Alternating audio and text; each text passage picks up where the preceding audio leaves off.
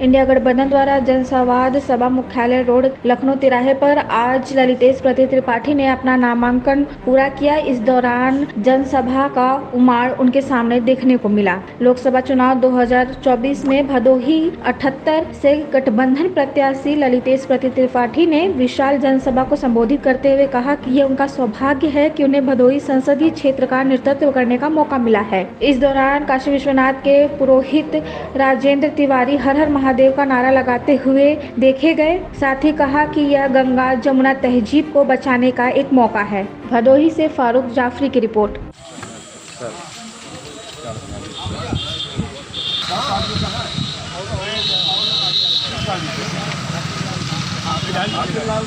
गाड़ी का पास नहीं है, वापस बुला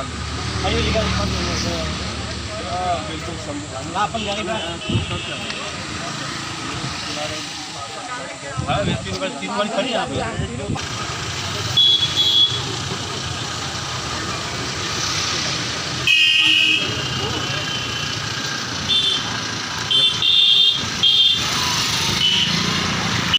हेलीकॉप्टर वह उतरा रहा, माननीय मुख्यमंत्री जी का हेलीकॉप्टर उतरा रहा, हेलीकॉप्टर उतरा रहा और आप ही के चुनाव में उतरा रहा। और मुख्यमंत्री जी आए लंदन की जिता दे बता चीनी मिल चालू हो जाएगी।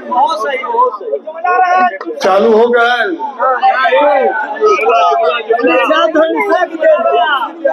भाई मैं श्यामधन मिश्रा जी को पहले ही धन्यवाद दिया हूँ। मैंने कहा है कि इन सब लोगों का मिल के इस क्षेत्र का विकास मैंने लिया है। तो मैं अपने घर और परिवार के लोगों को भूल जाऊंगा तो घरे में नो एंट्री हो जाएगी हमारा। इसे मत करेंगे। हर जिले में मेडिकल कॉलेज बन गया बाबू, मुख्यमंत्री जी कहा दे रहे हैं। भदोही वाला कहाँ कोई देख ले? गोरखपुर में वहाँ जुड़ गए क्षेत्र में। चला इधर गोरखपुर और जीतल जाएगी। मैं दावे के साथ बोल रहा हूँ, भारतीय जनता पार्टी के जुमलों से, भारतीय जनता पार्टी के जुमलों से और झूठ से सिर्फ भदोही प्रभावित नहीं, पूरा पूर्वांचल प्रभावित हो गया है। हम लोग गिन गिन के एक एक क्षेत्र का हम लोग आकलन किए हैं और ये दावे के साथ मैं बोल सकता हूं कि इंडिया गठबंधन की सरकार बनने से कोई रोक नहीं सकता। बंगाल में ममता बनर्जी सारी सीट जीतने जा रही हैं। उत्तर प्रदेश में माननीय अखिलेश यादव जी और राहुल गांधी जी सारी सीट जीतने जा रहे हैं।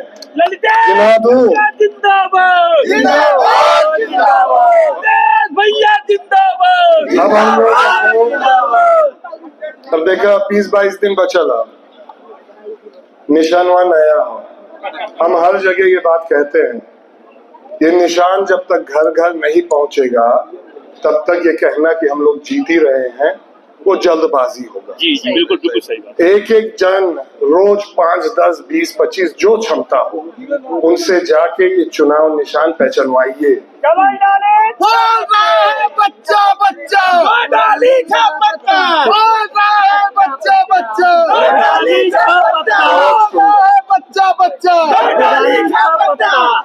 ये तो आप लोग तो तैयार है, ये हैं 2-4-10 जने नए लोगों को ये पहचानवा।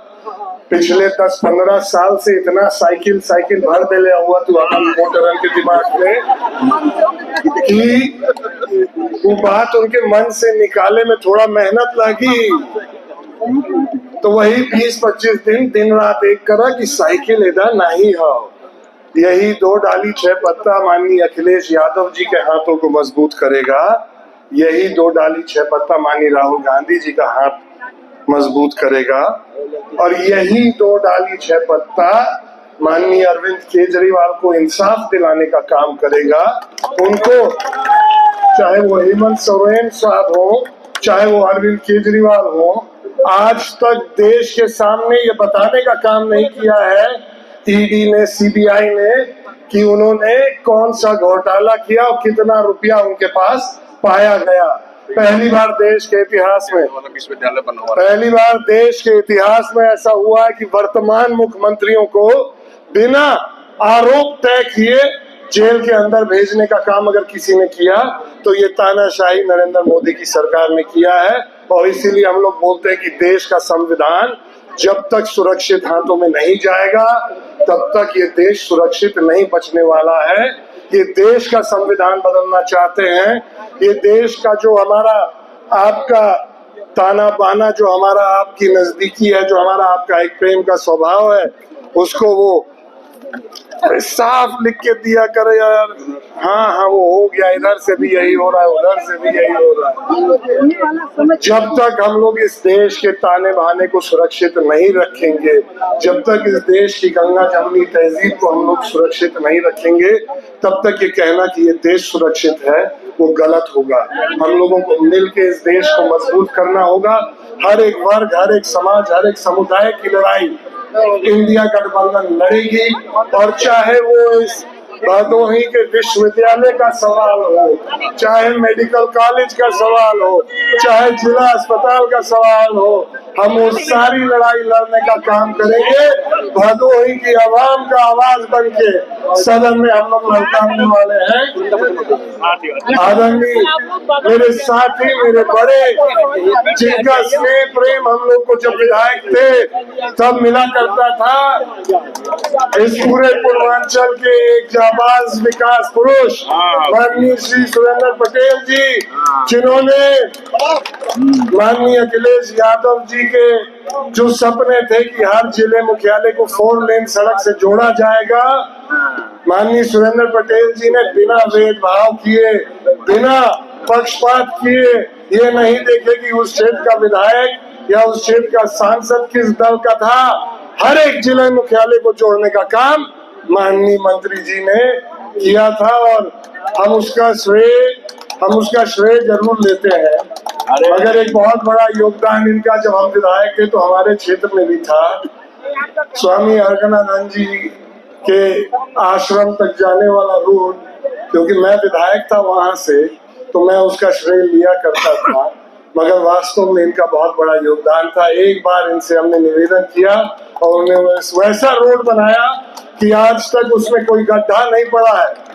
आप लोग जो आश्रम जाते होंगे उसमें एक गड्ढा नहीं पड़ा है, अभी मरम्मत नहीं हुआ उसका। और सिर्फ अगर गड्ढा पड़ा है उस सड़क में तो ये हर घर छल वाली योजना जो चलाए हैं भाजपा वाले, वही गड्ढा पड़ा लोगों में, और गड्ढा भरे का काम भाजपा वालों ने नहीं किया है।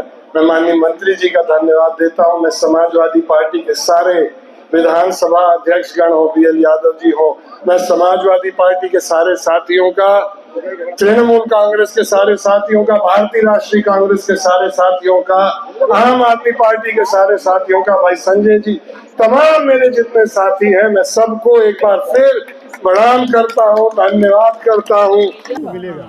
क्या कहेंगे, आज आपने नामांकन कर दिया है, किन मुद्दों पे आप चुनाव लड़ रहे हैं? ये चुनाव के मुद्दे बहुत हैं, देश के भी मुद्दे हैं और भदोही के भी कई मुद्दे हैं। वो हम लोग जनता के बीच में लगातार ले जाने का काम कर रहे हैं और लेते जाएंगे। भदोही की जो अपेक्षा की गई है भारतीय जनता पार्टी के द्वारा, वही मुझे लगता है सबसे बड़ा मुद्दा है इस चुनाव का। और जो नौजवानों की उम्मीद पे भारतीय जनता पार्टी की सरकार खरी नहीं उतरी है, वो नौजवान साथी सब सवाल लेके सड़क पे खड़े हैं।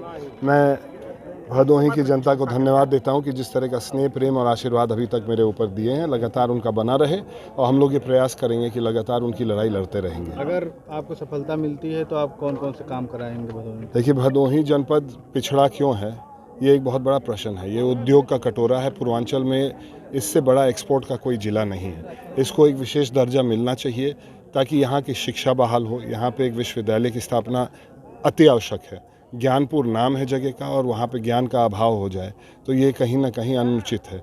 यहाँ पे मेडिकल कॉलेज का वादा प्रदेश की सरकार ने की थी, आज तक वो मेडिकल कॉलेज कहाँ बना है किसी को पता नहीं है। हर इलाके में अलग अलग मांगे हैं। कोनिया में पुल की मांग है, हर जगह जो है गंगा कटान की भी समस्या कहीं है, प्रतापपुर और हंडिया के जो मुद्दे हैं वो अलग हैं।